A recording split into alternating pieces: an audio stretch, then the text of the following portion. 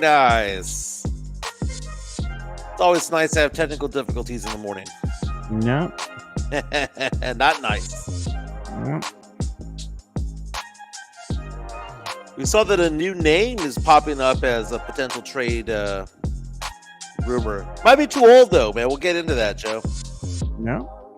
And we also had the return of Papa Halliburton. He was in and he saw his son do a historic performance last night. I think he helped the Pacers win. Papa Halliburton was the magic juice. You know what this is showing, man? It's showing that you need to have an extra level in the playoffs, and that's what concerns me about the Spurs. You know, they don't have the experience that these guys have. I mean, I know Halliburton is having his coming out party. He was an all-star back in the day, but he has fought battles and been in the playoffs before. Yeah. Yeah, good morning, Mario Cavazos. You know, another thing I was going to say that we should talk about at some point here in the show, the nostalgia factor. What was it like back in the day, going out on a Friday and making the trek to your Hollywood video or Blockbuster video back in the day, man? Some of these kids won't know nothing about. You are Exit 7. We were saying Hollywood video. Yeah, dude, that was over here. They had it down on the south side too. Yeah.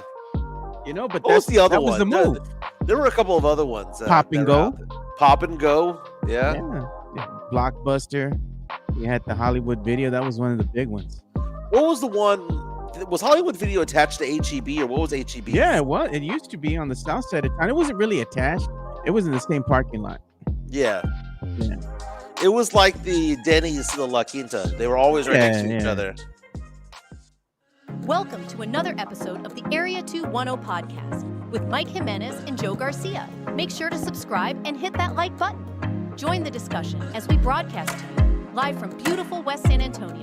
And remember to tip your hosts as it helps the show grow.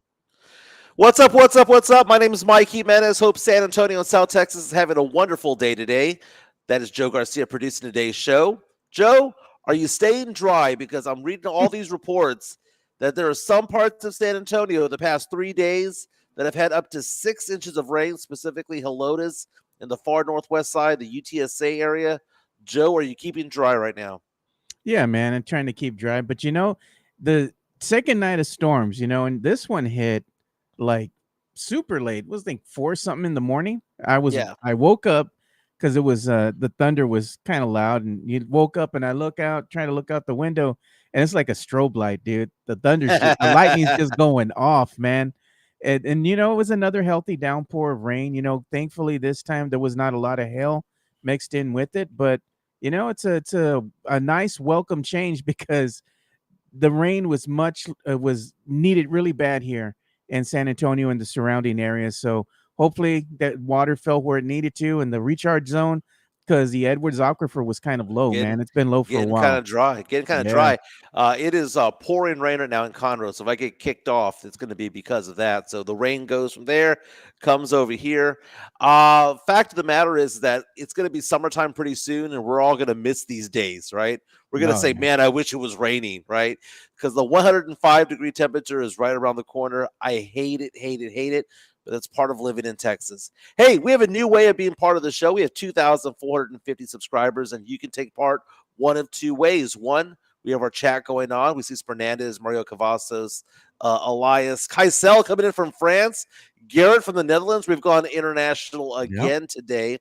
But a new way of being part of the show is by texting this phone number, 830-391-9164, to share your media with us. If you want us to talk about an article that you're reading, a photo that you're looking at, a video clip that you're looking at, send us the link at 830-391-9164.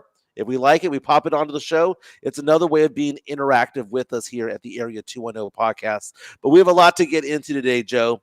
Halliburton just blew up yesterday, right? Historic night there in Indiana for the Indiana Pacers. Now 1 game away from the NBA Finals. We're going to have a flyover finals, baby. Oklahoma City and Indiana looking more and more like those two are going to battle it out. No big markets. I'm sure the NBA is pissed off about that, but it is what it is. We got to get into the Spurs. We have Kaisel from France, right? So I'm sure a Wemby fan. Wemby needs help, obviously, right? The Spurs did not make the playoffs in 6 seasons. New head coach in Mitch Johnson. The entire city is all in a buzz about whether the Spurs should throw the kitchen sink and empty the war chest for Giannis. But what if it's cheaper to get Kevin Durant? Okay. Would that satisfy both parties? Because you could conceivably get Kevin Durant and still keep Dylan Harper.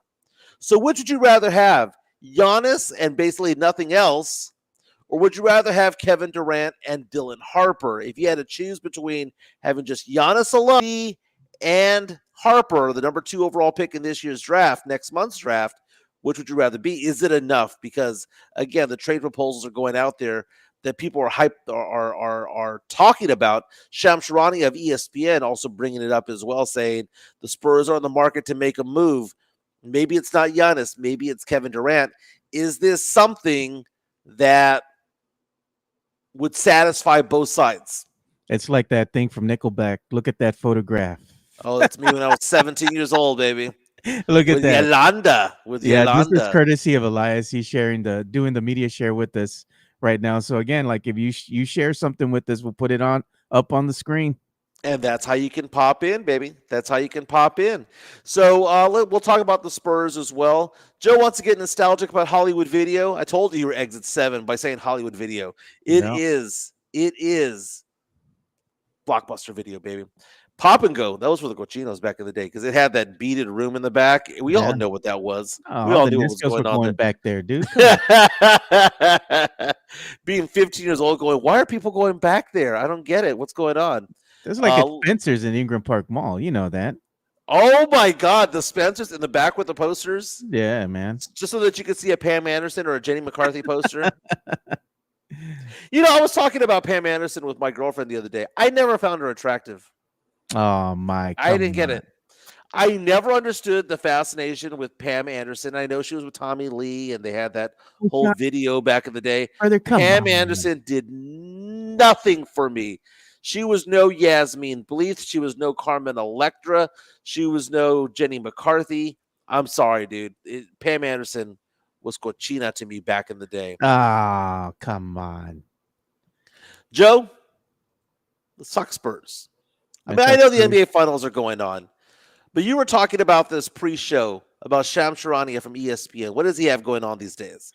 Yeah, so there was a video that came out here that the El Jefe himself shared, Jeff Garcia. So we're going to go ahead and put that on screen. And it's just Shams kind of talking on the Pat McAfee show yesterday, kind of saying that the Spurs are expected to be aggressive for pursuing both either Giannis or Durant or an elite wing to kind of pair up with one Victor Wembanyama, who's expected to, be fully healthy by the time the season starts, as he went, arguably he underwent surgery for the deep vein thrombosis that he had, kind of still was recovering. I think right now he's probably made a full recovery at this point and just enjoying some downtime. So he's going to be fully healthy next season. And the question for the Spurs is, who are they going to pair him with? The Spurs desperately need some help. But do you bet the farm and go ahead and kind of trim the fat and get rid of some of the fan favorites here and go for Giannis? Or do you go a cheaper route maybe and go for Kevin Durant, and see what he can do, bring at his age to the Spurs roster? What do the Spurs need, Joe? More than anything. We talk about this all the time. The Spurs need shooters, right? And is Giannis that guy that's going to be a shooter? Because he really isn't. No. I don't think people realize how bad of a shooter Giannis is. Giannis is a bull in a china shop, right? He goes out there, he gets buckets, he drives to the basket, gets a lot of rebounds. He has good feel for the game. But when it comes to shooting, Joe, he's not a three-point shooter at all. Do you know what his career shooting percentage is, Joe, from three? Yeah. 28.4%. That is not bad. That is dog crap. Giannis can't shoot a three. So if we're trying to talk about who Wemby would play well with, would it be with a Giannis? Is Giannis going to improve Wemby? Giannis makes the team better, yes, right? But at the end of the day, the problem still remains you don't have shooting because Castle's not a good three-point shooter. Sohan can't shoot a three. Wemby is a bad 3-point shooter. We're going to add another one. They would still they would actually win games by defense and by bullying people around, right? I mean, don't be wrong. I would love to have Giannis on this team. But the idea that is going to be the fix is kind of bizarre. Joe, 28% for his career from three. In fact, last season, Joe, his 3-point shooting was so bad that it was 22%. 22%. Castle is considered to be a bad 3-point shooter, and Castle's at 28.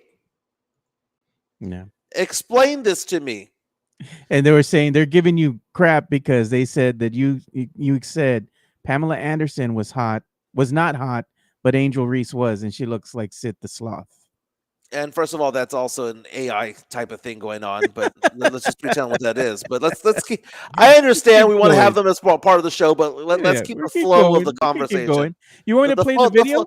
The flow of the conversation. Yeah, let's go ahead and get some conversation pieces with Sham Sharania on the Pat McAfee show. And Wemby, he's been doing some on-court stuff. We've been seeing it on social media, so that should be a positive sign.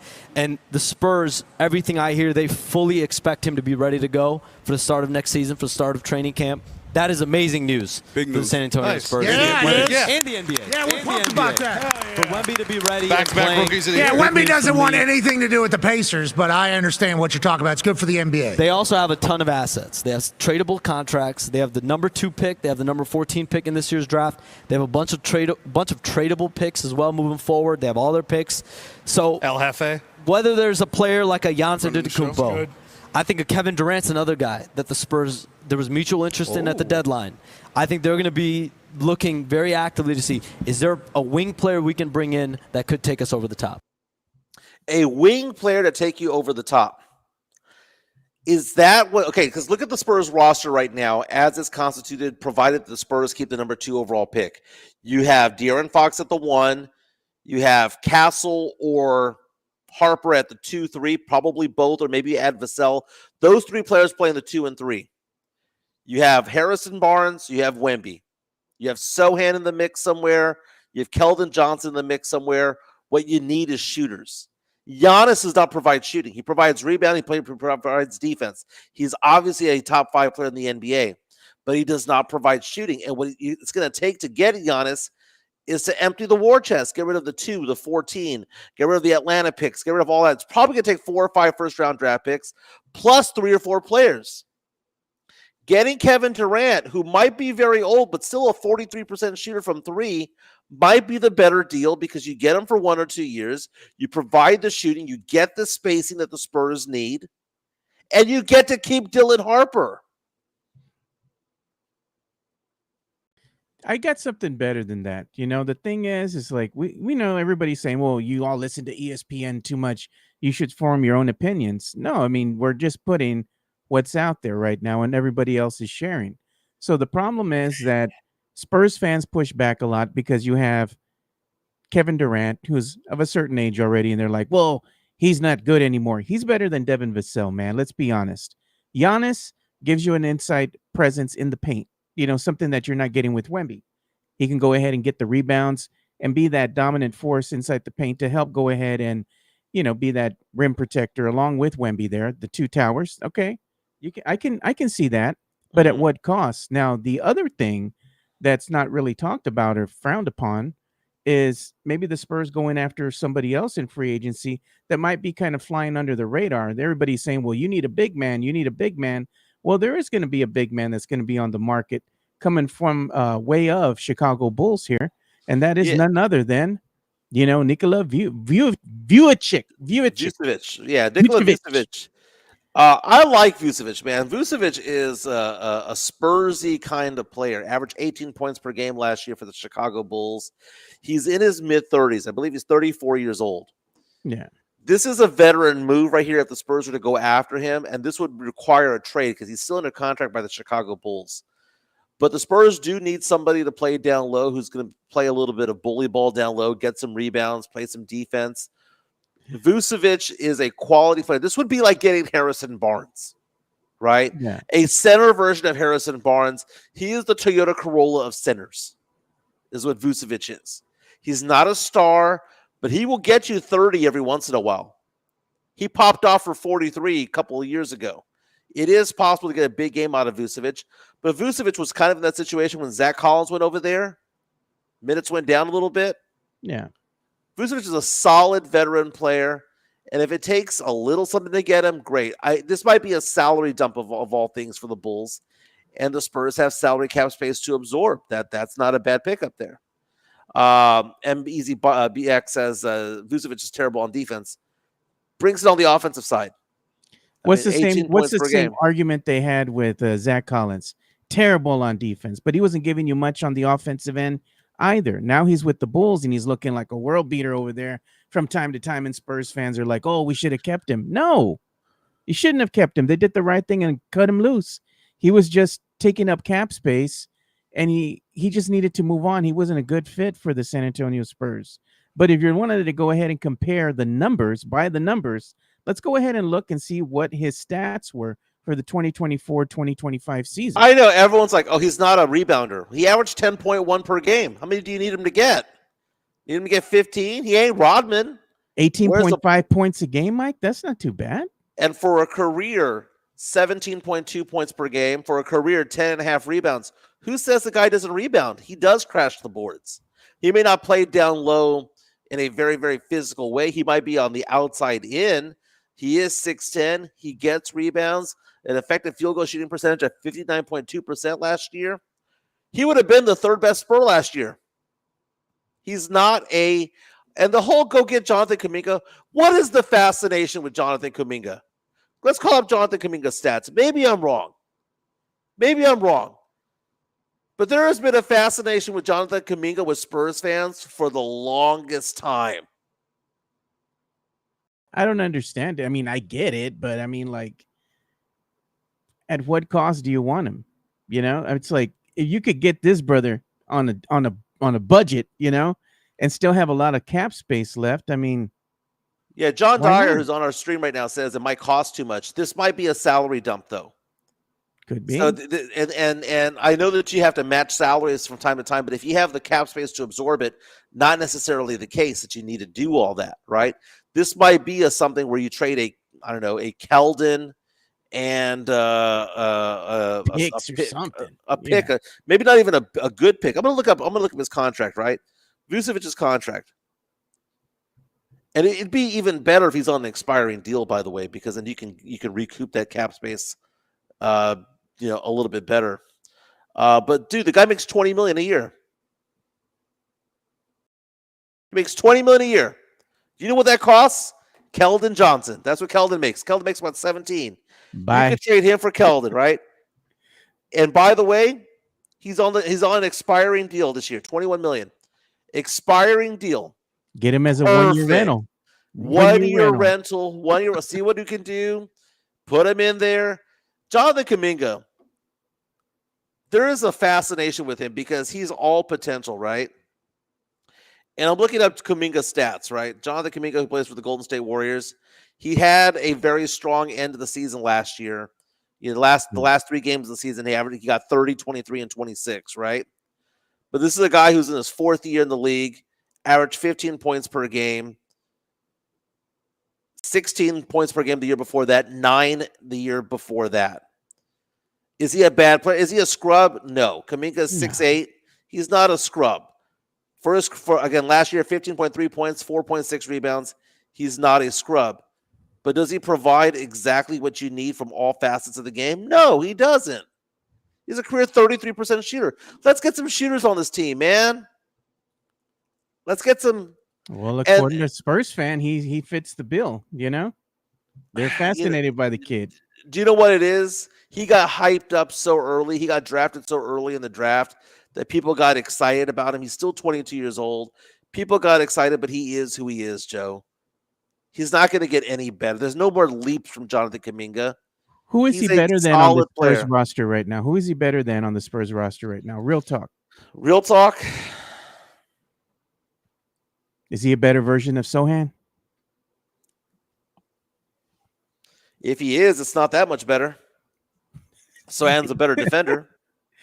True enough. Sohan's a better defender, but He's a better offensive player than Sohan, but Sohan's a better defensive player. He's gonna get you. He's gonna get you some buckets, you know.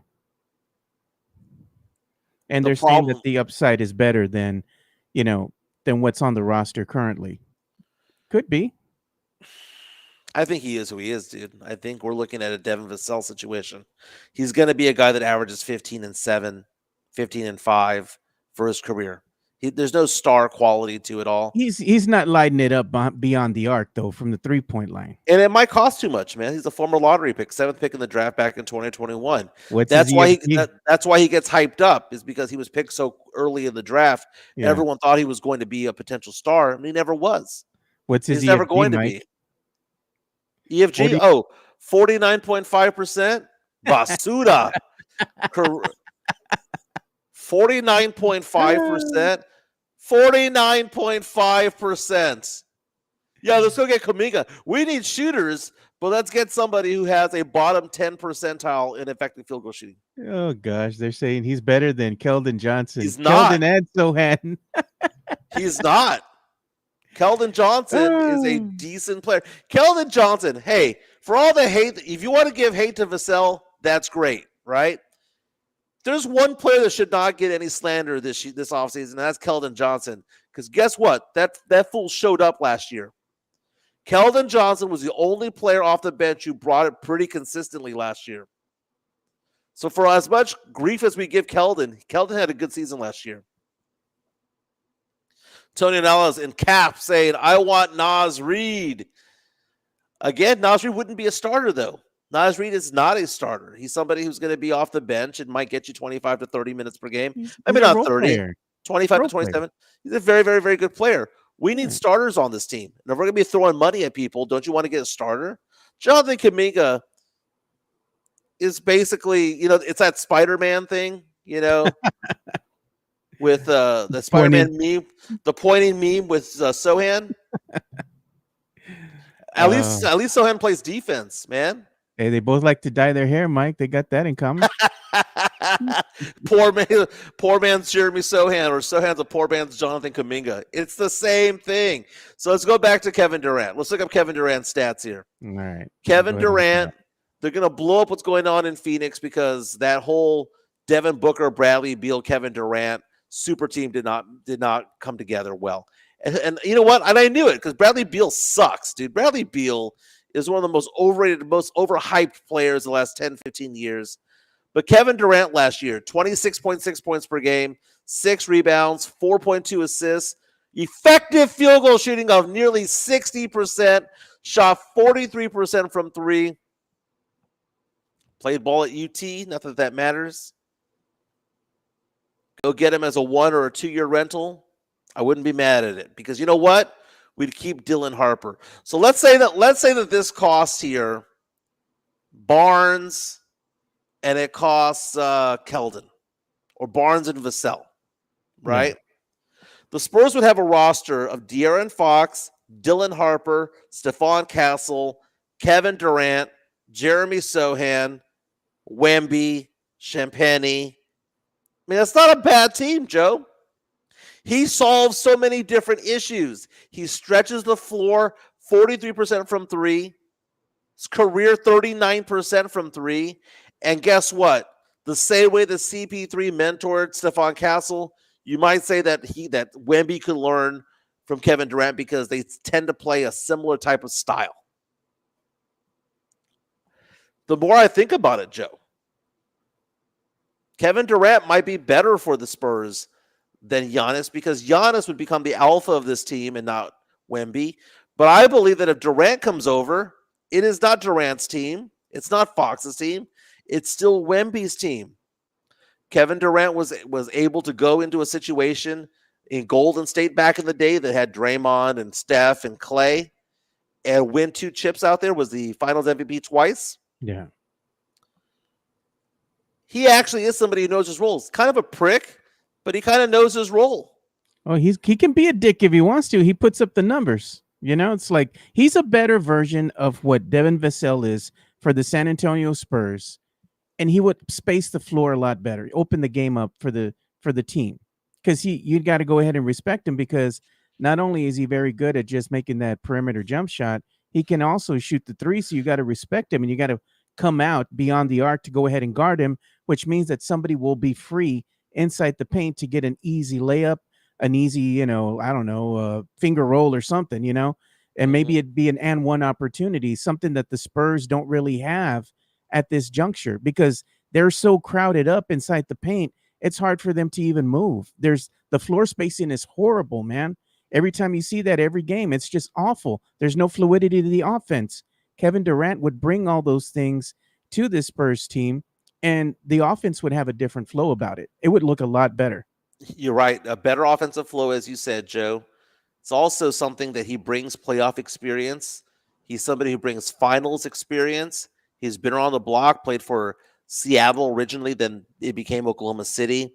Went He's to a Golden champ. State, He won a chip. played at Brooklyn, played at Phoenix. The only issue that you have with him is that he tends to get hurt from time to time. Played 62 games last season, 75 the year before. But the prior season only had 47 games, 55 the year before that, and 33 the year before that, and then sat out an entire season with an injury. I guess you can say that he's had a bounce back the last 2 years, but maybe you bring him in as a Chris Paul type of mentor to come out here and mentor Wemby. Yeah, maybe that's the thing. We all fear that Chris Paul was not going to be able to make it last year, right? Because 39 years old. He's going to get hurt, right? It's obvious he's going to get hurt. He played all 82 games. and look at Tavares is saying, why is no one talking about Mitch Johnson? Does he have full autonomy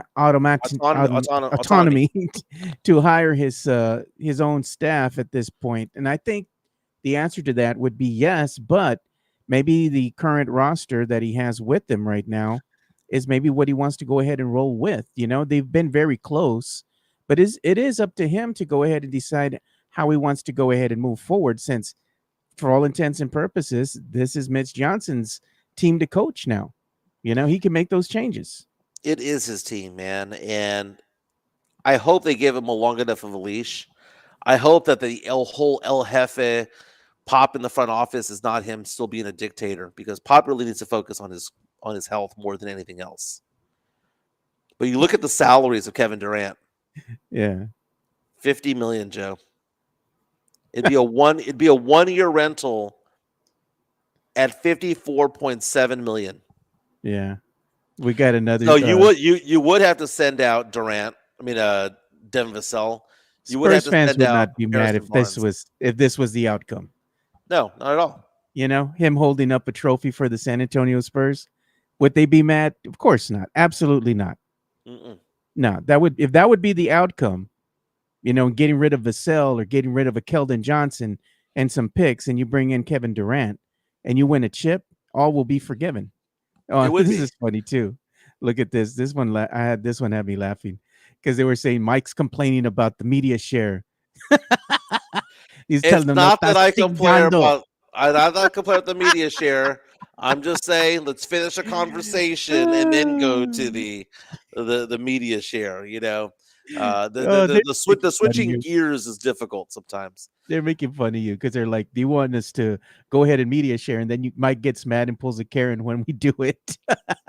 It's not doing it; it's when you do it. It's not when you do it; it's when you do it. Okay. It's one of those things where there has to be a flow to the show. When the flow of the show gets interrupted by the, it's like we have to turn to it. How about we do that? How about we go blah blah blah? Now, what are you guys setting this? Yeah, that's basically it. We can also use the number, by the way, to have call-ins. We're not doing that at this point. I told Hefe if he wanted to join the show, he could call us, at that number there. So we'll see if he joins or not. I don't know if he'll have time. Yeah, Joe, I'm excited about the Dylan Harper era with the Spurs. I really am. I have bought into this from the get-go. I watched way too many Rutgers basketball games to not be excited about this, because you knew that Ace Bailey and Dylan Harper were going to be in the top 5 of the draft. And seeing everybody and their mama, all 30 teams in the NBA say, yep, 32 teams in the NBA say, yep, that's the number 2 guy in the draft that every single mock draft, whether it be Yahoo or Bleacher Report or ESPN, all of them saying that's a consensus number 2. There's nobody who has Dylan Harper at number 1. No one who has him at 3 or below. That's something to be excited about. And oh my God, I swear a tornado is going to come by. Right now in Conroe, Joe, I can't even see my fence. I can't see my fence. It's raining so hard sideways right now that if I get kicked off, that's the reason why. You got vertical rain, horizontal rain, horizontal rain. Joe, it's a twister. It's a twister. You don't see the cow flying about? Joe, it is bad, Joe. Wow. Kind of crazy. Let's go. Let me go ahead and pull the weather radar from Houston, Conroe. Let's see what it looks like. Oh, you going to the weather map? Yeah, I'll go to the weather map. It's like, what's going over there in Conroe right now? And weather and radar map, it says for Conroe. Let's look at the live radar right now. The live radar. Let's see. I'm actually kind of near the woodlands, between the woodlands and Conroe right now. Yeah. So I'm kind of looking down here right now. So Brandon asking the question on our YouTube stream, asking the question, what's the consensus here? Spurs pick at number 2 and use the cap to sign KD? Make it happen. It's not so much using the cap as it is. It's starting to die down. As you're bringing this up, it's starting to die down a little bit. Here we are. You're somewhere in the woodlands area right here. Probably a little bit. Probably where that red spot was right there. Yeah. That's where I am right there. Yeah, it looks like you're almost out of it, brother. You'd be all right. Yeah, it started to die down a little bit, but it was a little wicked for a while there. Hey, no, I guess that is the consensus, Joe. I mean, would that be the consensus of our team here? Don't get me wrong. Giannis signs, I'll get excited. Spurs trade for Giannis, I'll get excited for it all. But at the end of the day, I'll be thinking to myself, who the hell's shooting the ball? Because are you going to have a team out there with a 28% shooter from 3 in Castle, with a 30% shooter in Wemby, with a 28% shooter in Giannis? I mean, we'd have to make every single mid-range jumper and get a bunch of rebounds to win games. There's not one three-point shooter to be found in that roster. And if the Spurs have to empty out the war chest to make it happen for Giannis, I don't see the point. I really don't see the point. We see right now, Joe, who's going to make the NBA Finals? Who's the MVP? SGA, right? Yeah, shy. SGA was traded from the LA Clippers for a 2-year rental in Paul George. Do you think if they could turn back the clock, would the Clippers pull that trigger again? No. And the idea of, well, they didn't know what they had in SGA. Dude, there's a highlight reel of SGA as a rookie where you all knew he was special. No different than we have a highlight reel of Stephon Castle showing that he was a very good player and worthy of Rookie of the Year. If Harper turns out to be a perennial all-star and we trade him for a 2-year rental for Giannis and it doesn't work, I'd be upset about that.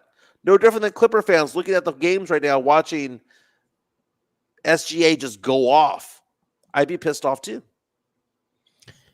Yeah, at the end of the day, what I was kind of hinting at with, Vucevic, there is, you can get other players. I know they were saying, oh, all the, the big names are taken in free agency. You don't necessarily need to go after big name talent. You can go after role players. For example, if you get a Vucevic kind of guy, somebody that can just play center, play that center position. Either you're going to back up Wemby or be on the floor with Wemby at the same time, whatever you all got to do. But if he can be had for a decent enough price tag and fill that position and fill it well, that's a win-win for the team. Now, if you get enough of these types of role players that can fill that position and fill it well, that means that the team will be more balanced. Not only your starting 5, but also the bench. It gives that balance to the team where they can go ahead and come back from a double-digit deficit or sustain a lead. They don't have to work as hard, Well, a ruler 2 brings up a point on our stream, Joe. Says, no, the Clippers traded Shy for Paul George and Kawhi Leonard in their primes. True. But once they had them on their roster, what else did they have? Nothing. Wemby right now is on a rookie deal. It's a 4-year deal. He's got 2 more years left on this rookie deal. We'd be getting Dylan Harper for 4 years on a rookie deal while having Castle 3 more years on a rookie deal while having Wemby at 2. Go out and get Kevin Durant. Go out and get a Naz Reid. Go out and get a shooter to come join this team because we have these rookie deals that are there. What I'm afraid of, Joe, is us emptying the war chest, not having any of those picks that we were all stashing, right? And having Giannis, having Wemby, and looking around and going. That scene from, was it the Fresh Prince of Bel-Air where you come into an empty room? Yeah. Coming from an empty room, just looking back and forth. And the idea, well, there are going to be players that are going to want to play with Wemby and Giannis and together. No, they're not. They're not. You know why? NBA players play for one reason, Joe. Win. Money. And they want to win. Well, which is more important, winning or money, Joe? Money is important, but the further you go into the playoffs, the more money you make. No, they don't. They get bonuses, Mike. Joe, they don't. It's not the NFL, Joe. They get a bonus. Their salary is their salary, Joe. No, they get a bonus. The further they go into the playoffs, they get a bonus. And any bonus that is received for making playoffs or going further in is minuscule compared to what their actual salary is. They're not going to be playing on player minimums. You're not going to get a star or a sharpshooter to come over here and play for $3 million, play for $4 million. They're going to want to get to pay their 15, 20, 25, 30 what they're worth. They're not going to come over here and play with Giannis. You're making it sound like they're mercenaries, Mike. They're not mercenaries all the time. Some are, but a lot of times you're going to look at players and they're going to want to play for a team that's going to win. They're going to want to play for a winning team that has the potential to go to the big dance, to go to the finals or go deep into the playoffs. Right now, who wants to play for the Spurs? There's a lot of uncertainty. They're untested right now, and they don't really have a lot of, let's say, pieces beyond just Wemby and your starting 5 that you can count on. Okay, NBA players make $500,000 for winning the NBA Finals. According to a little bit of scratch, according to AI, but that's not a vacation. But that's not a salary. They make their money off of salary, Joe. Yeah, I'm just saying they're not. Well, okay, you're gonna get a sharpshooter, right? So let's look at like players like the Celtics, right? Who had Drew Holiday, who had Derek White, who had Al Horford, right? You look at players in Denver like Jamal Murray or Aaron Gordon. They're not those types of caliber of players. The Aaron Nesmiths of the world and Pascal Siakams of the world. The solid number 3 and 4 and 5 guy on your team are not going to come to the Spurs to play with Wemby and Giannis for nothing. Yeah. They're not going to come over here for glory. They're going to come here because they want to make money. And Brandon saying Wemby's enough. He's not. It's not. He may not be that generational guy that we're all talking about, Joe. I mean, that's my biggest fear. You know why, Joe? Got no dog in him. Not yet. I hope he does. I hope he does develop it, but we haven't seen it yet in the first 2 years. All this Spurs fan has seen out of Wemby so thus far is Wemby Giannis. Not enough heart, not enough dog out there. Kind of folds like a $5 chair. You're going to let little old Harper over there, or not Harper, Dylan Brooks, lock you up. Come on, man. He's got now defensively. Yes, defensively, he's a generational talent. Defensively, most definitely, he's going to win several Defensive Player of the Year awards. Generational is kind of like looking and seeing like a LeBron James type of caliber player, Michael Jordan type of player. Somebody who is, you can say, hey, this is a special type of guy. He's going to go ahead and will his team to the NBA Finals. That's what you saw out of LeBron James. He's hated because he was ring chasing, but every team that he went on, they were able to get to the NBA Finals. The criticism of Wemby is simultaneously fair and unfair at the same time. Okay, so here's the argument that I hear from Spurs fans when it comes to Wemby. Well, Michael, David Robinson was a grown-ass man when he started playing for the Spurs, right? Because he got drafted in 87, didn't play until 89, 2-year naval commitment. He went to college. Tim Duncan played for 4 years. Was 22 when he played for the Spurs. His rookie season. Wemby is just 21. Yeah, he's still young. Okay. You're talking about that from the basketball court perspective. Wemby's further along at 21 than Duncan was at 22, than Robinson was at his age as well. I get that. The problem you have, Joe, is that when you draft Wemby at 19, you start paying him his rookie deal at that point.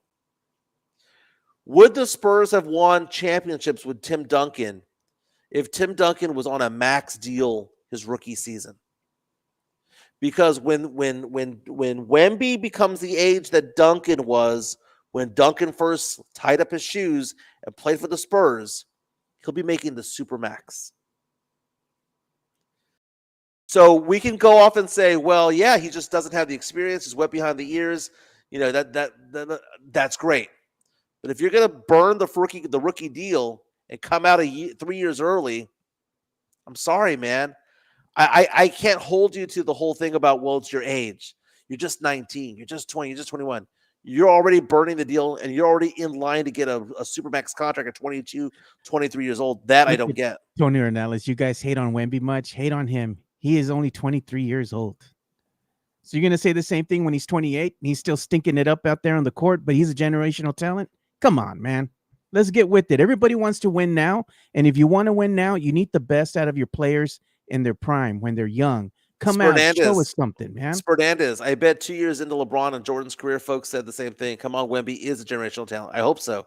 But Spernandez, you have to understand, Joe, the point I was trying to make, though, is that when Jordan came into the league, it was 4 years, or 3 years rather, at North Carolina.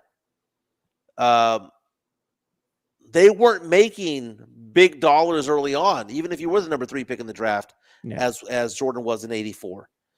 It's different.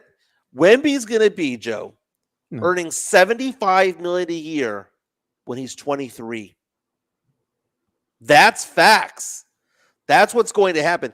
He's going to make $75 million a year at the age of 23. This is true. So we know that he's going to be paid that much at that point, Joe. It's fair to say he needs to be the generational talent faster than the other guys, faster than LeBron, faster than Tim Duncan. He has to be more impactful. And the thing is, when you look to see what the San Antonio Spurs have gotten out of Wemby thus far, I don't think they fully know how to use him yet in the context of this offense. Whose fault is that? That's up to the coaches, man. You know, and basically they have to go ahead and scheme what is the best utilization of Wemby out there on the court. He's kind of an enigma because of his size. He has speed. He has athleticism. He's got handles.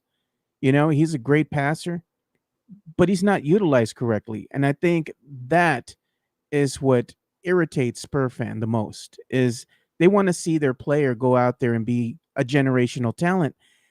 I don't know if it has to do with age, but he's been playing since he was a young man in the Euro League. So that you got to go ahead and throw out the door there. There's no merit behind that. He's in the NBA. I get that. You know, he's still young. We understand. But isn't it up to the Spurs to go ahead and scheme a plan that would best utilize his assets out there on the court? The problem is, Joe, is that half the Spurs suck. There's no lies detected in that statement. So it's a bunch of dudes. There's no winning combination. They're just dudes. Yep. Now there's some dudes on there that will be when we have a one-handed shooter at the free throw line in Sohan, when we have Champagny, who we call cardio, when we have Vassell, who likes to play hero ball, likes to pretend that he's a superstar, but he's not. When we have Keldon Johnson, who tries very hard but is undersized for what he's trying to do. There was nothing here. Chet Holmgren got drafted into a great situation. A team that was already being built together. Wemby got drafted into the worst possible situation he ever could have been in. Joe, if he got drafted by the Houston Rockets, they'd still be playing right now. Wemby would be in the Western Conference Finals right now if he got drafted by the Rockets. The worst thing that could have happened to Wemby, Joe, was he got drafted by the Spurs early in his career. Now, it might be the best thing for him long term. Maybe over the course of his career, it might be best that he came to the Spurs. But the worst thing that happened to Wemby back in 2023 was getting drafted by the Spurs, because we had nothing here. We had no point guard. We had no shooting guard. We had no quality players down low. We had bad contracts. This was a bad team altogether, and we had a coach that was in his 70s. I said, you got a nice engine, but you got no car. You got no body to put it in. It's just there sitting there on the pallet. Exactly. That's exactly it. Let's give some love to MCS General Contracting. I see the logo behind you, that Diamond Heart Concrete. When we come back, we're going to talk about Kendrick Perkins and the comment he made about Anthony Edwards on how he cannot be the face of the NBA. Let's talk about it on the other side. MCS General Contracting, more than 30 years of combined experience in concrete placement. They are the best in the business, honest pricing, high quality work. They get going on house foundations, driveways, concrete patio decks. If you want to extend the deck, extend the driveway. If you're a business and you need to put together a slab, a parking lot, or other concrete placement services or sidewalks, reach out to MCS General Contracting at 210-774-9155. They're confident in their skills, so give Chris Leha over at MCS General Contracting a call at 210-774-9155. And thank you for being a sponsor of this show. That Diamond Heart Concrete, they do a fantastic job, both as residential and commercial, also government contracts as well. Give them a call, 210-774-9155 for your concrete placement needs. You know, if you need a sidewalk, if you need a slab, if you need I hired them to do a sidewalk in my house. They did a fantastic job. That wasn't even the point. They came over and said, you know what, you should get a sidewalk over here. And I agree. They did a fantastic job. Give them a call, 210-774-9155. Our good friend Tavarius, he needs to take this back. He needs to take back this comment. Tavarius saying, on shit, Michael Kwan. So if those of you who are part of Spurs Twitter, wow. That's an insult right there, calling me Kwan. Who's that guy? Kwan, whatever. Alfonso Del Kwan. Alfonso Del Kwan. There you go. Yeah, he's a pain in the ass, dude. But I'm looking at the 2023 NBA draft, right? The Spurs got Wemby. Bad situation for Wemby. If Wemby wanted to win, bad place to be. The number 2 pick in the draft was Brandon Miller, drafted by the Hornets. Yeah. So maybe that was just as bad of a place to be. The Blazers picked number 3. But imagine if he had gone to the 4 or 5 team, because the Spurs had a 14% chance of winning that draft. But guess who else had a 14% chance? Oh. The Rockets and the Pistons. The Rockets who had Şengün already. Yeah. The Pistons who had Cade Cunningham and a bunch of other pieces as well. Wemby would be in the playoffs if he got drafted by those 2 teams. But if he had gotten drafted by the Spurs, which he did, he is where he is now. We need to call in some.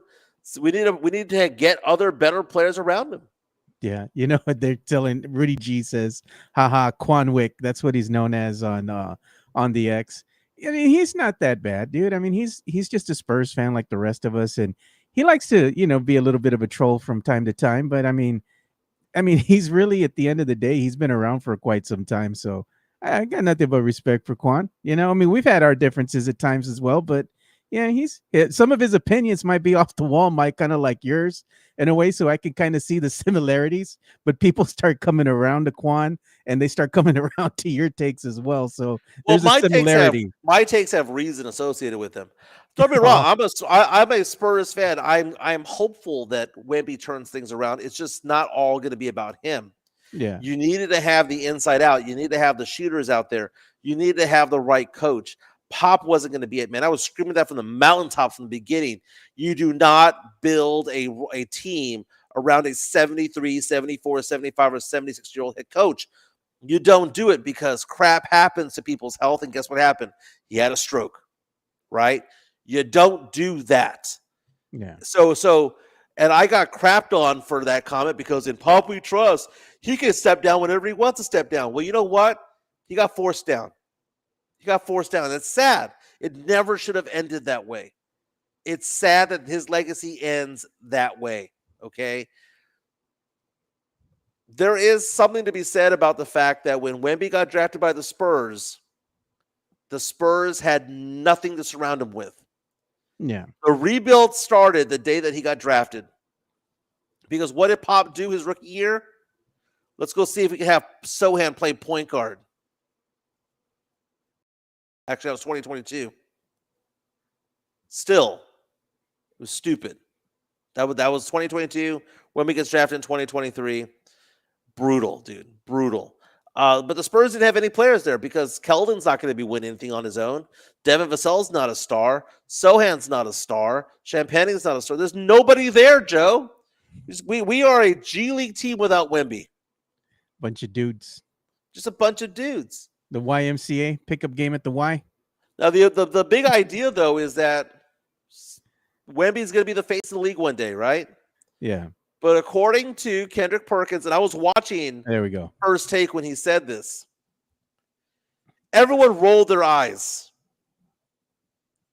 when he said that Anthony Edwards, Ant-Man, cannot be the face of the league because he's not a family man.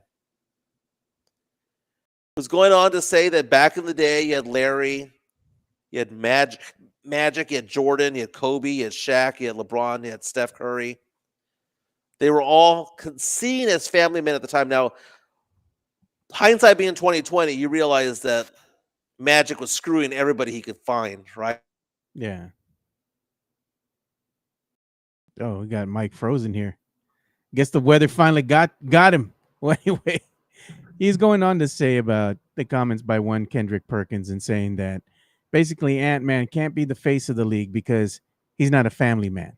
And they need somebody out there that can represent what the family man is in order to be the face of the league. Somebody that's married and got kids and all that.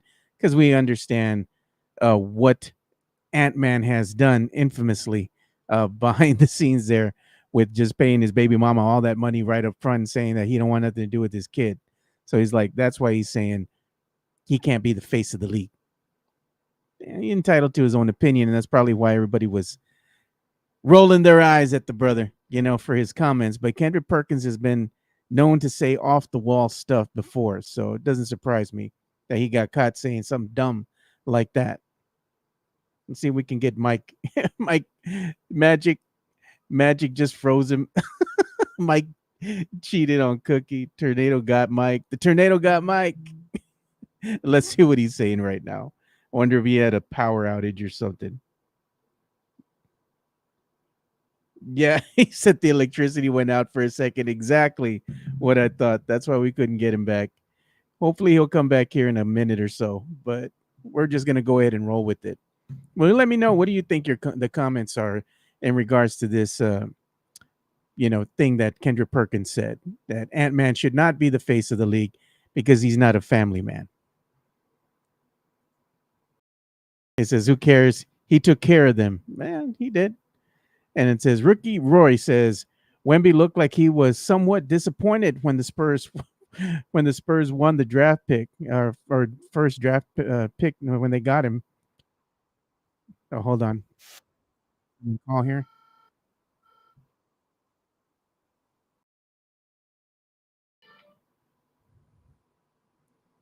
Yeah, hello. Hey, what's up? And got you on right now. You are live with us as we're trying out this new system. So let me go ahead and bring you on, okay? Give me. I'm going to go ahead and share your screen. That way they can go ahead and hear you. All right, got you there. And I'm kind of going to try to mask your number here a bit. Please do that. Yeah. There we go. If you can't, then no, we did. We did. Just send me the stream link. Okay, hang on. Don't put me on yet. I gotta switch out to my headphones. Hang on. Okay? Yeah. Go ahead. Hang on.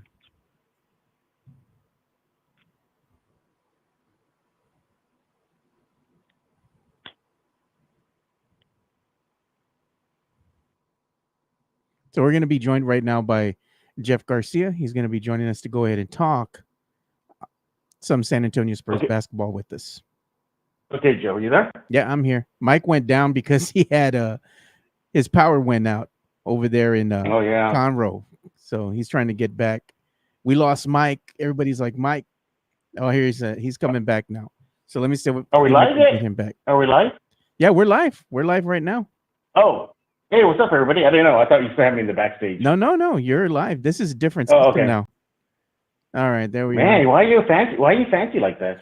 No, we've been pushing the boundaries of what we can do, man. So now we got Jeff joining us right now. You know, he's going to be on the line with us with Mike Jimenez, because Mike got kicked off due to the storm over there in Conroe.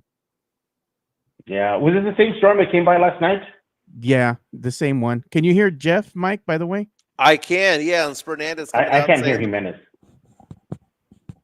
You can't hear Mike? No, I can't. Jeff can't hear you, but I can hear Jeff. And I can hear Jeff as well. Mike says he can hear you as well. Yeah, so I can't hear him though. Let's do it this way. Let's ask the question that we've been asking the entire show. You want to try the stream link instead? No. This is fine. We can do this. Okay. So ask Jeff whether going after Kevin Durant instead of Giannis is going to be better for the Spurs because they get to keep Harper and they get to keep the war chest of picks. He's saying if going after Kevin Durant is better, if the Spurs go after Kevin Durant, because if they were to go after Giannis, they would have to go ahead and give up too many assets in order to acquire him. They said maybe the better option would be to go after one Kevin Durant. That way they don't have to give up as many assets. It could be maybe a cheaper option in the long run for the San Antonio Spurs. And at looking at it, and you're looking at what Kevin Durant can do for this team, I think he's a better fit because he can open up the floor spacing a bit more because of his offensive prowess out there. I mean, what are your opinions, Jeff? Man, you know what? I know Jimenez and I actually talked about this on Locked On Spurs recently. Yeah, I lean towards Giannis, man. I think that gives you a little bit more longevity. And he's a little younger, 4 years younger than KD. Yeah, and I know KD putting up numbers, but not to say that Giannis isn't. And there's pros and cons. KD's a deep threat. Giannis isn't. Yeah, Giannis is a better defender in the paint. KD isn't. Giannis is actually a better player at the 5 spot. That helps Wemby play the 4 spot. The Spurs have a bunch of picks they're never going to use. They're stashed with them. Be aggressive with them. Use them. Flip them. If you're going to get a generational talent that is in the middle of his peak powers, in my opinion, you go with Giannis. Gotcha. He just saying, you heard him, Mike. He said he'd go with Giannis. Yeah. Now ask him if the fact that Giannis. Hey, how come I can't hear Jimenez? I think it's because of the way the audio is. When Jimenez is in the studio here, we have everything pumped through the mixer, the audio mixer I have. Oh, okay. So it's the way that the audio channels are mixed together. And when Jimenez is joining us via the link that I send him, you can't hear him because he's not on the same audio channel as us. Oh. So that's why he can hear you, but you can't hear him because the way I have everything mixed up here, it's a mix minus, meaning you can hear us, but you can't hear yourself. So it's just the way things work. It gets very technical. Oh my goodness, Tony! I'd be lost by now. But trying to figure it out on my own. Yeah. Tony Ornal is going after. Well, what did he meant to say? Oh, Tony Ornalis is coming after you right now. He says, "Boo! Jeff doesn't know ball. Sell the farm for a guy who might not even stay with the Spurs more than 2 years. Also, not a guaranteed championship." Same thing with KD. He's not a guaranteed championship, and KD may not stay with the Spurs as well. He may want to dip afterwards. So it works both ways. No matter how you look at it, it works. It's just so many pros and cons, on both sides of the fence. I get Jimenez when even Jimenez talks about Giannis wanted to be the alpha of the team. I understand that, and I understand KD. He's already accepted a role as not the alpha. Just look at his time with Golden State. Yeah. So it's so close, man, for me. And I also get it if the Spurs don't want to trade for Giannis. I get that too. But yeah, I mean, geez. Either way, you're gonna have to pay a price tag, no matter what. If it's KD, Phoenix is gonna want a haul because they're gonna want, to get picks, young players. Same thing with the Milwaukee. They're gonna want to have picks and they're gonna want to have players. So for Ornalis to say, "Boo, Jeff doesn't know ball," I think that's just, the arguments can be made from both sides, KD or Giannis. And look at Lea's. I mean, Joe, Yeah. Joe, you see, like it's close, right? It's close. I can see both players have their plus and their minuses. So if you go ahead and get a Giannis Antetokounmpo, right, and you add him to the San Antonio Spurs roster, you're going to get an inside presence in the paint. Like I said, another rim protector there to pair along Wemby. Now, there's a lot of pros and cons, right, on both sides. There's a lot of pros and cons, but the only other thing, if you bring in a Giannis type of player, then he's going to actually, let's say, be a detriment to, I think, the development of one Victor Wembanyama, because Giannis is going to have to go ahead and garner a lot of touches, more so than what Wemby is getting right now, in order for Giannis to go ahead and get his points. And the focus will be more on Giannis. And I think that would be detrimental to Wemby in the long run, because Wemby's going to get less touches and expect to do more with less. And I don't think that's really going to pan out for him in the long run. How happy he would be with that, I don't know. We don't know what the future will hold. But winning cures all, though. It does. And that's what I was going to say. Like, if they go ahead and bring Giannis and then the Spurs wind up winning a chip with Giannis, of course, that would change the trajectory of how said players feel. But if that's not what's going to happen in, years 1 or 2 with Giannis, where the Spurs are going far into the postseason, and you're seeing Wemby's decline of his game, and his points production as far as his stats go, that's what I'm saying. I think that could be detrimental to Wemby moving forward. Yeah, and also, too, on different timelines, I get it, different points in their career, but Robinson couldn't do it by himself. No, he had to bring in, you had to get a Tim Duncan, a generational player, to pair with him, and they go on and win a couple titles together. Obviously, Wemby's just barely starting out. He's not at the point Robinson was when Duncan came in, but, there's a little bit of a blueprint right there. You need another star with you. And, I mean, look at the teams right now out there. You got, one mega star and then one bona fide star, SGA and Williams.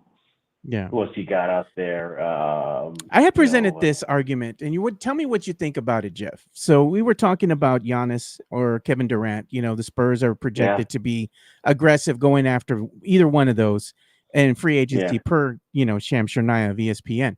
But one of the names that I brought up that's going to be out there in free agency as well is the Chicago Bulls center, Vucevic. Mm-hmm. He could be had for around $20 million. He could fill that center position, and his stat line isn't bad at all. I like Brook Lopez as well.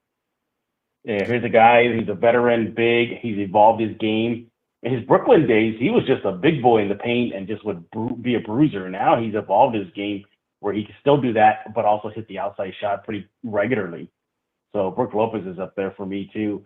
I mean, I'm looking at realistic guys. Realistically, you think Miles Turner is going to leave Indiana? No, probably not. You think Naz Reid will probably leave Minnesota? Probably not. But the gettable ones is a guy like Brook Lopez. And by the way, yes, I do agree with you, Leha. The I don't know ball is the weakest thing you can say in an argument. You can just slap that to anything. You slap that to anything. Oh, Joe, you picked Vucevic. You don't know ball. You can just slap it at anything. Oh, Jimenez, you brought up Giannis and X, Y, and Z. You don't know ball. See how easy it is? Take the L. Look at Hanover Fist's comment, Jeff. He's saying he'll take Vucevic over Lopez because he's younger. Sure. I mean, look, that's great. Look, it's a win-win. Yeah. I'm just looking for a legit backup for Wemby. That's all. That's it. If it's Vucevic, fine. If it's Lopez, fine. Let's rock and roll with one of those guys. Hey, Joe, ask Jeff whether or not. Man, I really wish I could hear Jimenez. He's asking you a question right now. Hold on. Yeah, so we'll relay it to him. But the Knicks are down 3-1. How bad are New York Knicks fans out there? Are they as bad as they're portrayed in the media, beating up on people? They haven't won a title since '73. Jeff lived in New York for 20 years. How bad are Knicks fans out there? Mike is asking, how bad are Knicks fans down right now? Knowing that they are about to get. I wish I was still in New York City right now. Just suffer with my adopted city right now. But no, they're down. But did you see that report? Did y'all talk about that Pacers fan that literally stabbed Knicks fans? No. Over deservedly so. Deservedly so. He's a Knicks fan. Not even kidding here. It was a game. Obviously, Knicks fans were beefing, and one Pacer fan was stabbed a couple of Knicks fans. Like, come on, people, it's just a game. We don't have to go there. Yeah, it was self-defense, right? Tell Jeff it had to be self-defense. He said, Mike says it was no Pacer fans going to attack. He says no Pacers fans were going to attack, so it was self-defense. Yeah, Knicks fans could be rowdy, man. But you know what happened, Jeff? Ever since Knicks fans turned on that lowly Pacers fan after the game, and they were throwing stuff at him, bags of trash and whatnot, look at what happened to their team. You know, they lose both games at the Garden, you know? Yeah. And hey, did you see that one where Knicks fans are throwing trash at Windhorse?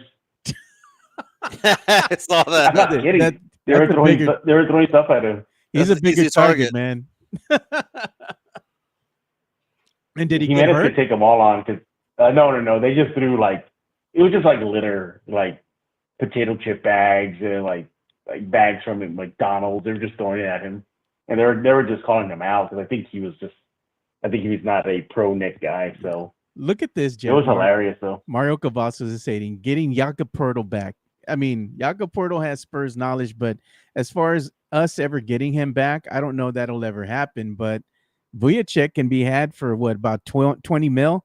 Probably get him for like a year rental just to see what he can do. And he pans out. Maybe you go ahead and let him walk, or you kind of see what you can do as restructuring the deal, you know. But I don't think he's a bad bet. I think he's a good get, you know, in free agency, seeing that a lot of the big names have already been taken, Jeff. You know, that's just my opinion, though. But I was going to ask you a question because we're going to talk a little bit about nostalgia here, Jeff. So, hey, real fast, I'm gonna answer Jason Garcia's question here. Sure. It says, what part of New York City did I not go past? Man, there were parts of the Bronx I stayed away from. There were parts of the Bronx I was like, nope, I ain't gonna stop here at this subway stop.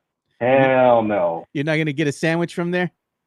No. There were some parts of the Bronx that was just like literally you would picture old school 80s, 70s New York, like all violent and crazy. It was those parts of the Bronx that I stayed away from. There are some parts of Brooklyn too, but mainly that Bronx section. Joe. It will get scary there. Let me see. Yeah, I see all these other kids talking. Mike's going to ask you a question. What's up, Mike? Well, Joe, I was wondering if you can look up Kevin Durant at the WNBA game last night, checking out with the players. Yeah. With Cameron Brink. So he's looking at them legs. What happened? What I missed?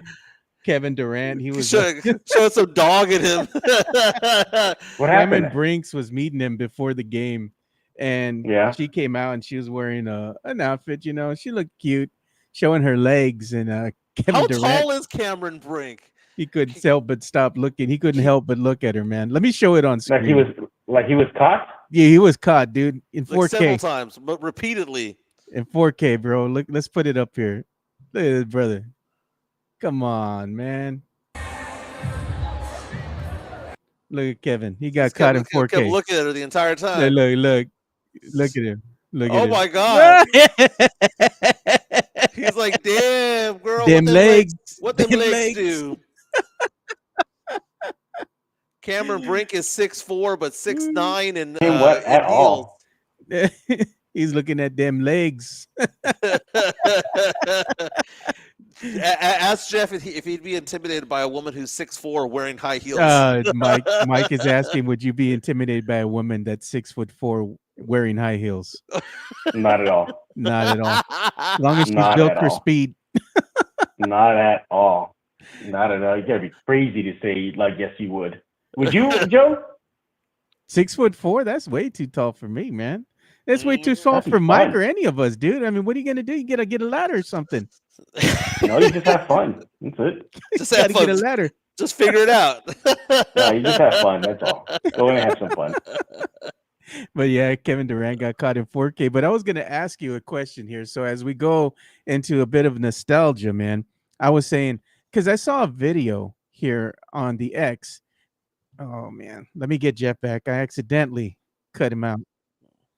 No, I know. I got to bring you back. All right. There we go. We got Jeff back. But I was saying I saw a video here on the X, and it was kind of talking about a little bit of nostalgia, going down memory lane. What was the move on a Friday night, or on a Friday evening once we got out of school, Jeff, and Mike, you probably remember this too. The move was we'd go to our neighborhood Blockbuster. We'd go to Hollywood Video, Pop and Go. That was the move back in the day. Even if you didn't have a VCR, you could get one. You could rent one either at Blockbuster Video or Pop and Go, for the weekend. Remember you'd be able to rent Nintendo systems too? Yeah, you could rent all that, man, and rent a video game to go along with it. And we're just talking about the Necio times that we were to be had when you would go to Pop and Go and you would go past the beaded curtain. The beaded curtain. Oh, that's right, the curtain. I forgot about that. The beaded curtain. So what would you what was the move for you back in the day, Jeff? Because I know for me, I would want to see a movie, but I was there for the video game. I was going to go and rent something from my Nintendo, or at the time from the Nintendo going to the SNES. But it was Nintendo or bust. We'd go in there and get a video game. I mean, you probably were the same, right? Yeah. I remember when it came to movies, though, I always had bad luck. Like the one movie you want, and they're all sold out, always gone, or they're all rented out, and then you would look the return bin, to see if maybe somebody returned it. They hadn't checked it in yet. Yeah. And then they'll tell you like an approximate date when they're supposed to get it back, but they never get here. But man, I can still, in my mind's eye and like my body, I can still feel what it was like during peak Blockbuster days. Yeah. Being inside, looking through the empty, remember the empty cardboard boxes? Yeah. And then the video, like how many copies are left, and all the video things, the videotapes behind. Going to the returns, waiting over there by the returns to see what's coming. Yeah. I can still feel going to the Blockbuster Video that was on South Park Mall's parking lot. Yeah. And returning them in the little after hours slot. It was fun times. But yeah, I would rent video games. I remember I rented the gold edition Zelda. No. Was it the gold? Remember the one that had the gold? Yeah, the original Zelda. The original Zelda. Yeah, I can still remember renting that one. I know what else I remember? Renting I don't remember this game called, oh man, it was called Renegades. It was pretty much a what was that alien game? Contra. Oh my god, it was a Contra. It was like a Contra ripoff.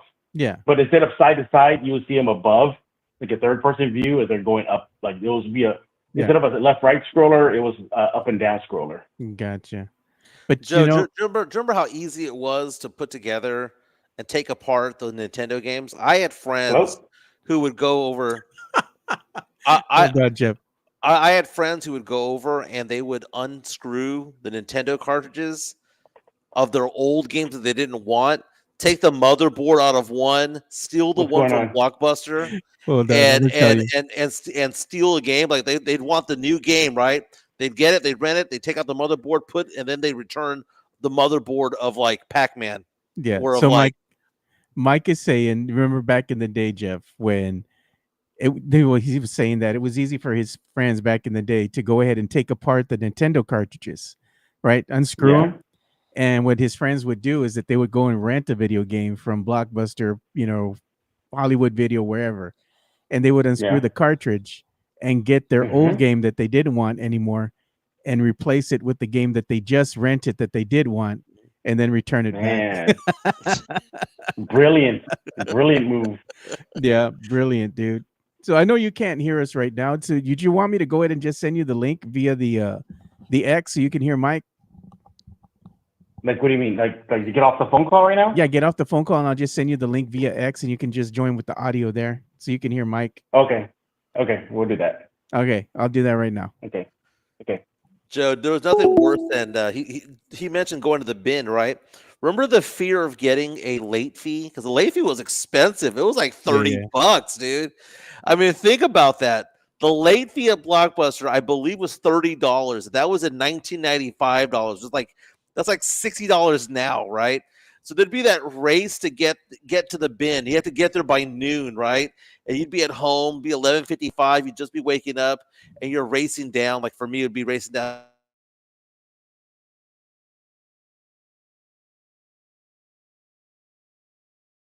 Garcia's by it though in the Pacific Northwest there in outside of Portland, Oregon. There's one last Blockbuster Video.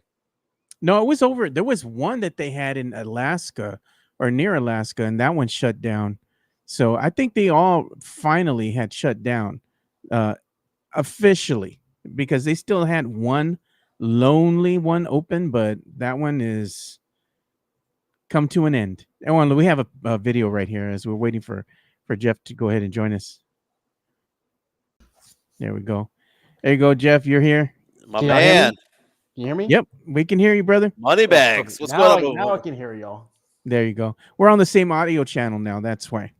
Man, I Very was getting confused. Yeah, no, I got it. I tried to use the new system to see if we could bring you on with the because we have audio capabilities as far as being able to accept phone calls now with just this new system. But unfortunately, you can't hear the audio, so we'll just go this route. But we're just talking about nostalgia. So it's not working anymore? Like no, it is. It is. Oh. It would just have to go ahead and fix out the audio channel so we can go ahead and hear. You can hear us and you can hear Mike when he's talking with you. Why is my photo there under Jeff Garcia? Oh God. That's like 3 years ago too. So we're just talking about a bit of nostalgia. What was your best memory of a movie that you rented, Mike? Because I know you wouldn't play video games too much. You didn't play with action figures, and you would watch a lot of film, right, or movies. You know, you would say, when I was in high school, I started watching a lot of. You watched movies. Yeah. So when you would go to Blockbuster, what was your go-to? What did you want to go and look for that interest you? Was it sports related or what was it? No, man. I remember going to Blockbuster and seeing Silence of the Lambs. I remember getting that movie, and I saw Silence of the Lambs the other day for the first time in a while. Still a great movie, dude. The Quentin Tarantino movies were really good. Yeah. Fools Rush In with Salma Hayek was pretty good. So I remember those movies. The middle aisles were the ones that were like hit and miss, right? You'd have like Turner and Hooch. You'd have like these crappy movies in the middle aisles, but every once in a while you'd find a gem. And I remember that gem being like Office Space, or finding like a movie that no one had seen before, and it'd be so cool to be the first one to tell your friends all about it. Look at Hanover Fist says bad horror movies was his sheet. In other words, the B-rated movies, you know. So yeah, we saw a lot of those as well. There was one, man. What was it called, Jeff? Oh God, I forgot the name of it. It was about a high school student. I think it was Angel or something like that. So it was about a high school student who was a high school student by day, but escort by night. And then she was killing people. I'm just like, what the hell? Oh, I think I remember that one. Yeah. Didn't they have like multiple versions of it? Like, yes, they had like part one, part two, or something like that. I think yeah, and then like the cover, she was like wearing like a little short skirt, schoolgirl outfit, or something like that. Yeah, man. It's like these movies that they had back in the day were freaking wild, dude. No, they were. I know any movie from the Canon studio was always fun. Canon, remember? I think that was RoboCop, so they had the kind of quirky ones there. Yeah, it was good times, man. I can still hear the sound of a VHS tape going inside a Terminator. Remember Terminator, Jeff? That's probably one that we got on VHS. Yep. Hey, Jeff. Yep. Over the Top. I remember watching it as a kid. Like I watched it when it first came out. I have no idea what that movie's about. Like I forgot. I remember the cap being turned forward to back. Yeah. And there was something involving arm wrestling. Yep. But I don't remember anything else with that movie. There was a little kid in there. I don't know if Stallone was his dad. The fun parts were the interviews with the arm wrestlers. I remember that one arm wrestler, Joe, that would drink oil. Oh yeah. He literally drink a can of oil before oil. He would arm wrestle. There was that, and then there was the main guy. What was the main guy? The main villain guy.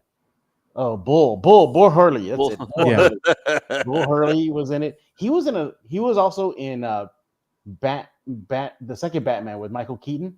He was the one that Michael Keaton punched and put the stick of dynamite in his pants. That's Bull Hurley. So yeah, good times. But no, I still miss Blockbuster. Isn't there like one left in the nation? Yeah, Jason. Bend, Oregon. Yeah. So I was going to show you this too, Jeff, as we're talking nostalgia. And it says, and the award for the best 80s villain goes to, and they have Megatron, Shredder, Cobra Commander, Skeletor, Mumra, and the villain from was it the Dungeons and Dragons, and the rest are the Claw from what was it? Inspector Gadget, Gargamel, and I don't know the other one with that frog thing. I don't remember what. Oh, that's from Danger Mouse. Danger Mouse. Okay, there you go. That's Danger Mouse. I forgot his name. Joe, Jeff. I know nothing about all 9 of these. I mean, come on. You got to at least have an idea, Jimenez. Just an idea. Well, okay. Middle left. I see that in memes. Have no idea what it's from. Middle left. He's talking about Skeletor. Middle left. Skeletor. He's talking about Skeletor. From He-Man, dude. That's He-Man. Yeah. No, I'm looking at the list right here. So I'm gonna discount Cobra Commander because he always was retreating. Telling everybody to retreat, so he's out. I'm gonna kick out Skeletor because he just surrounded himself with idiots. Didn't bring in anybody else to help him out. So I'm gonna take those 2 out. Gargamel. Maybe Gargamel. God, these names. I'm gonna kick out the frog because I don't remember him doing crap. Yeah, and the Claw from Inspector Gadget. He can Claw didn't do So now I'm down to Mumra, Dungeons and Dragon Dude, Shredder, and Megatron. So here we go. Let's kick out. Let's just have the 4. The final 4 would be Megatron, Shredder, Mumra, Dungeons and Dragons. What is all this crap? It's stuff from right there. 80s villains, right there. 80s from the cartoons, bro. There. No, Johnny Lawrence was the '80s villain. That's it. We're That's all you need to know. About cartoons, man. I don't recognize any of these cartoons. All right, well, work on some emails then and do some work while me and Jeff do that. Mike didn't play with any action figures. He said they were dolls. He called them dolls. Yeah, I didn't play with dolls. Rafa comes out and says Gargamel was a pedo. Is that true? Which was Gargamel? The balding guy at the magician. Oh, okay. Yeah, it kind of makes sense. Look, we got an incoming $4.99 super chat. Here comes the money. Here we go. Money talk. Here comes the money. So Mario Cavasso says Mike was emulating Buffalo Bill, putting the tennis racket between his legs at the ATM. No, I turned around when he pulled out the knife. I looked at, if I was going to do Buffalo Bill, I'd look at him and go, I'd fuck me. Joe, capture that on video right now. Please. I know, man. That's Mike, why, bro?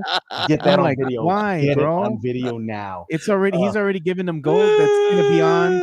All right. You already know. Here's my first hot take in this fight. I'm actually gonna kick out Shredder. Yeah, I think I'm gonna kick out Shredder. Which one's Shredder? The guy with the pointing the finger down. The first top row, middle guy with the mask. All time. So I think it's between Megatron and Mumra. Yeah. Well, the Dungeons and Dragon dude, I remember him being kind of up there too. Yeah, he was a magician. Man. But I'd have to cast him off because Mumra had more nastiness in him than that other brother. So it's Mumra and Megatron. Mumra was no joke. Yeah, but I'd have Mumra had the whole freaking Thundercats. Shook. Yeah. And even didn't Jaga also kind of fear him too? Jaga feared him. But you know what? Megatron has said is TF-84 was gangster. Transformers 84 was gangsters. No lies detected. And they were saying Destro was one of the best. Was that from Tony Ronaldo? No, Tony Ronaldo said he doesn't know cartoons. So yeah, no, this is coming from Rudy G. But we're looking at Destro. Destro was one of the best villains.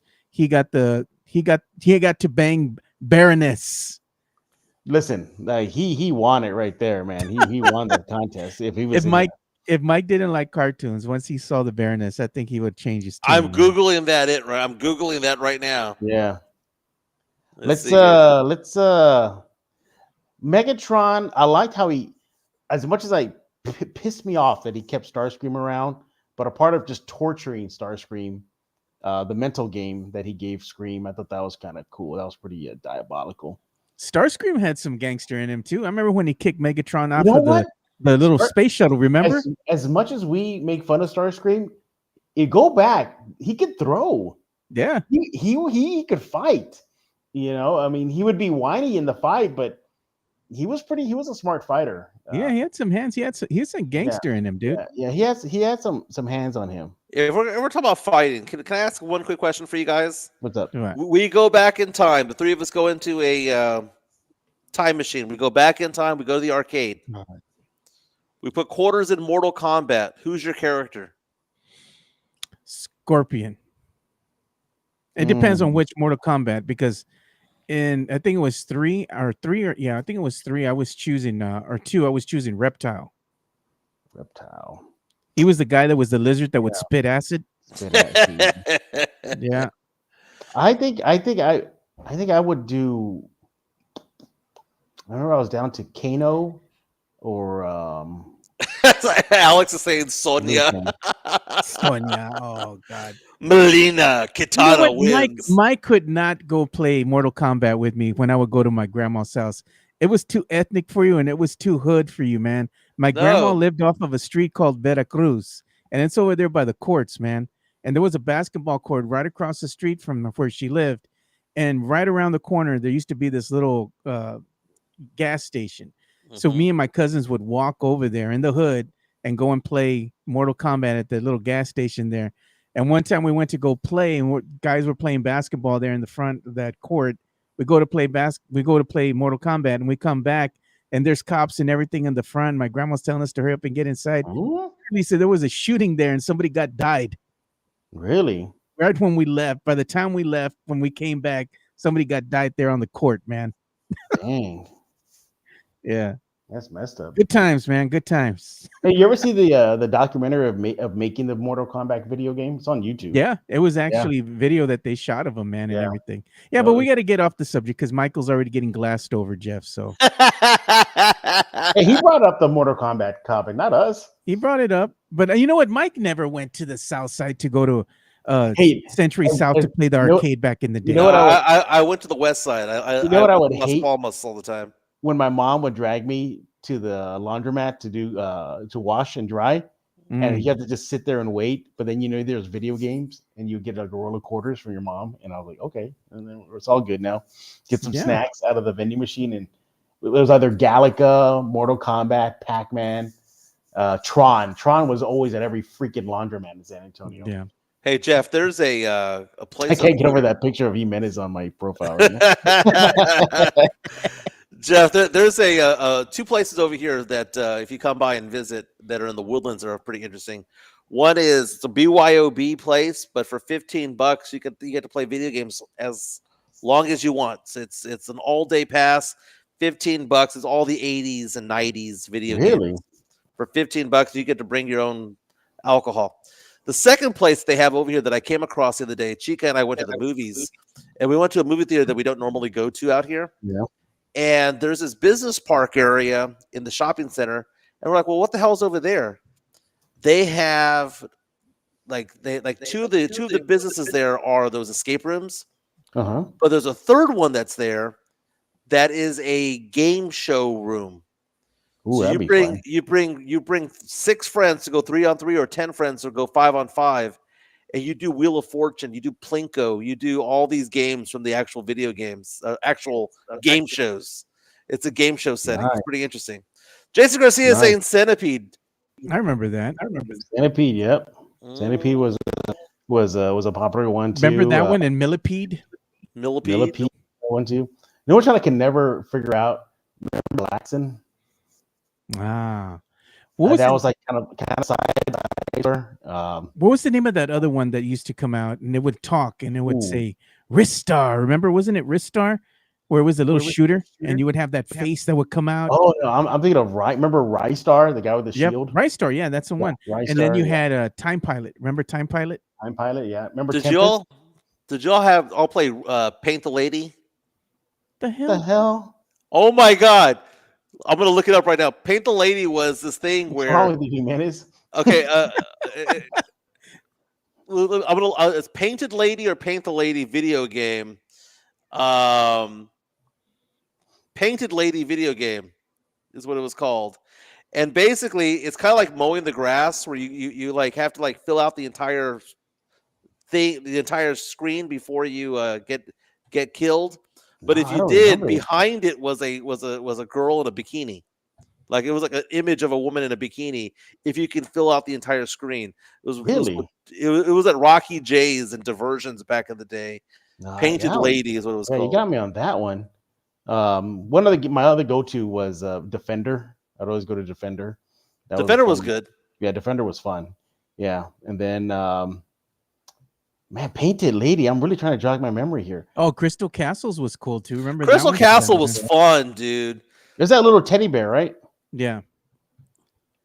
Yeah, it was a that little teddy bear. And the other one that I used to play at the we used to go to this Mexican restaurant that was right off of Military Drive, right when you get over the overpass, passing Kelly, and it was called Mr. Dew's Castle or something like that. I used to play the shit out of that game over there. It's kind of like Crystal Castles, but it was called Mr. Dew's Castle. Okay. Let me ask you this, Joe and Jeff. Since I was what would you consider me, Northwest Side or West Side, Joe? Holmes High School.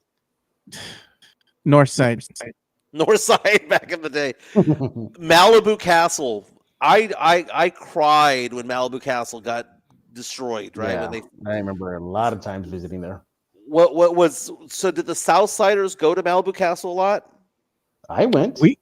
What's that other one that we went to, Jeff? Remember the other one that was off of General McMullen, Funland or something like that? Oh yeah. Oh yeah. With the batting cages and all that stuff there. Batting cage. They had golf carts there too. Putt, yeah. The little mini carts, and they also had putt, and they had an arcade there as well. You can still see the ruins of it. I think it was still up there at one point. Yeah, are the ruins of Malibu still there? They're still there. Yeah, which is weird. They never did anything with it. It's a graveyard. You can see the go-kart track still. It's the outline of it still there. With the grass growing all around it. Yeah. Mm-hmm. It's a sad scene, man. When I drive by that spot, I'm like, man, just could have just left it open, man. Just leave it Pear open. County Apple Fair. That's where Mike went. You remember Cool Crest? Yeah. Yeah, I went to Cool Crest a few times. Man, I worked at Pear Apple County Fair for 3 summers, dude. It's good times, man. Yeah, and so was our that one shut down too, right? Pear Apple. It became a church.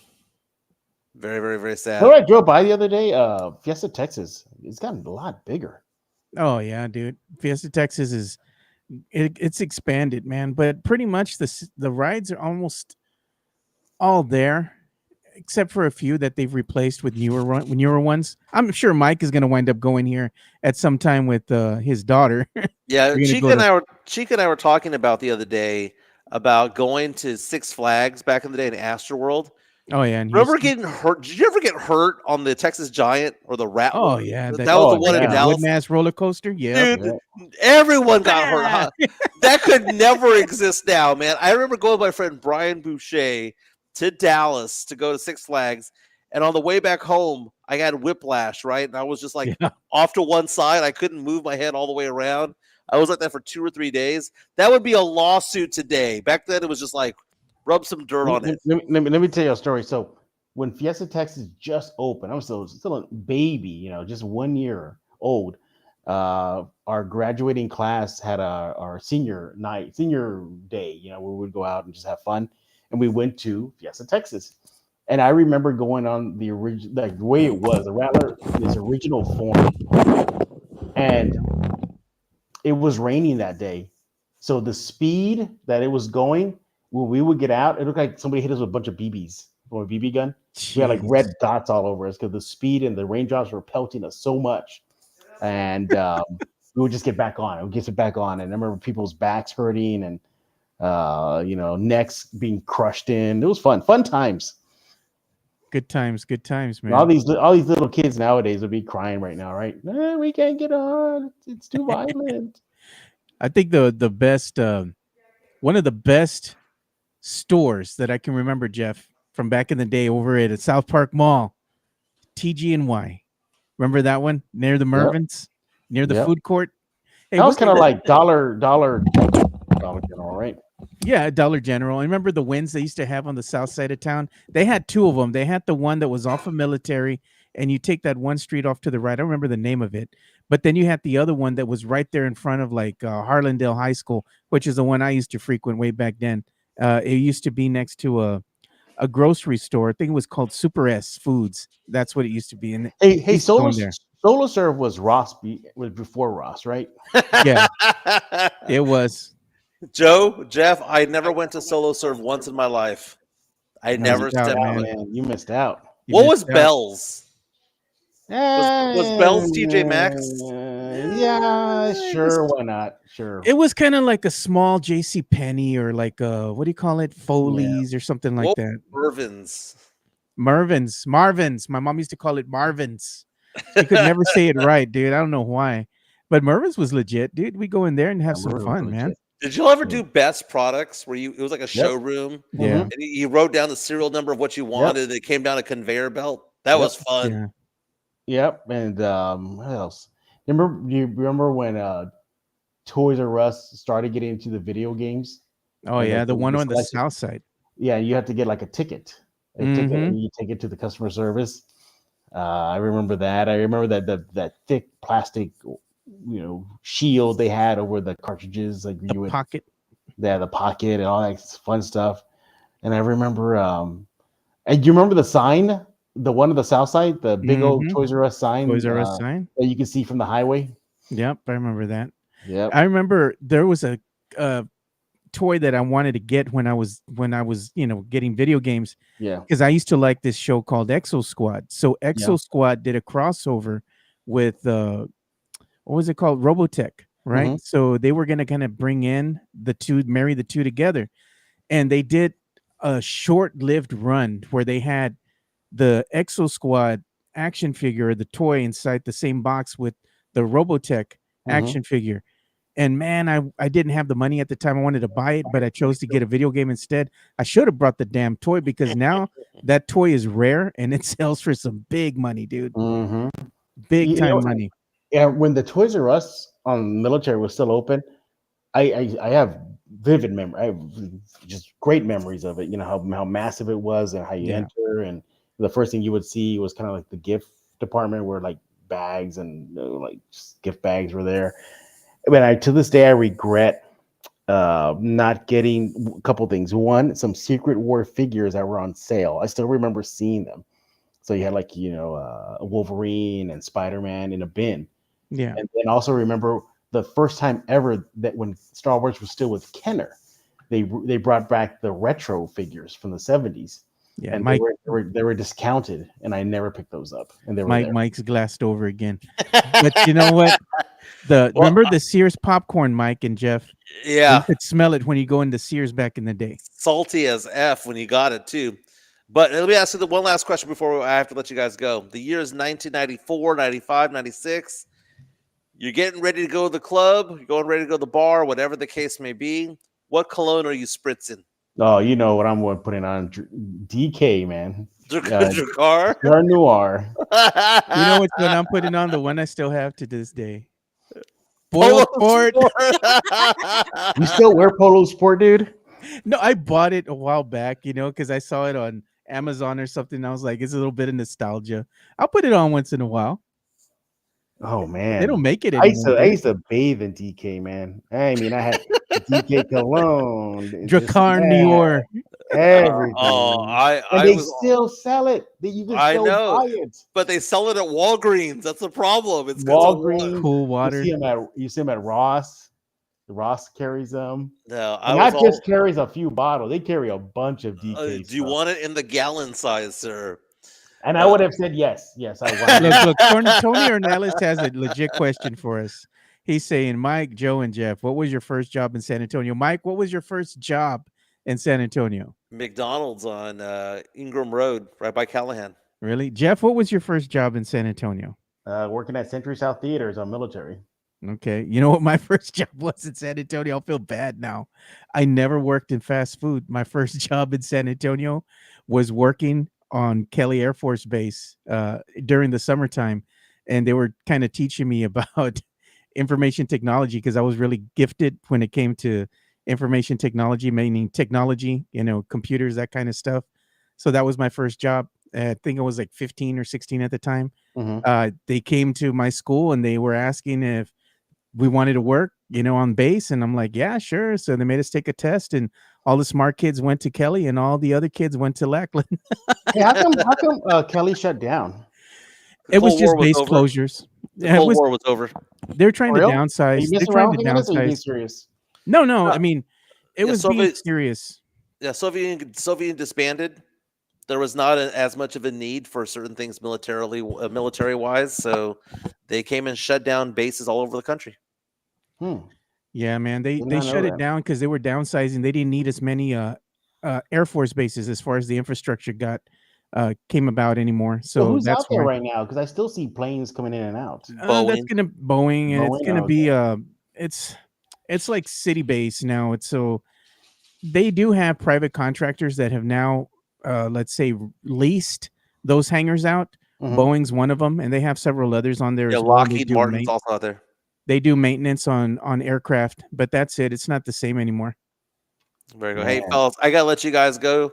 Chica Yeah. just walked in the door. She's sick with a fever, so All right, man. the Well, only prescription uh-oh. is me. Don't say it. All right. Oh God. I thought And, Jimenez. I'll put on my eternity for men. See I what thought happens. Jimenez, you were gonna say she needs some vitamin D.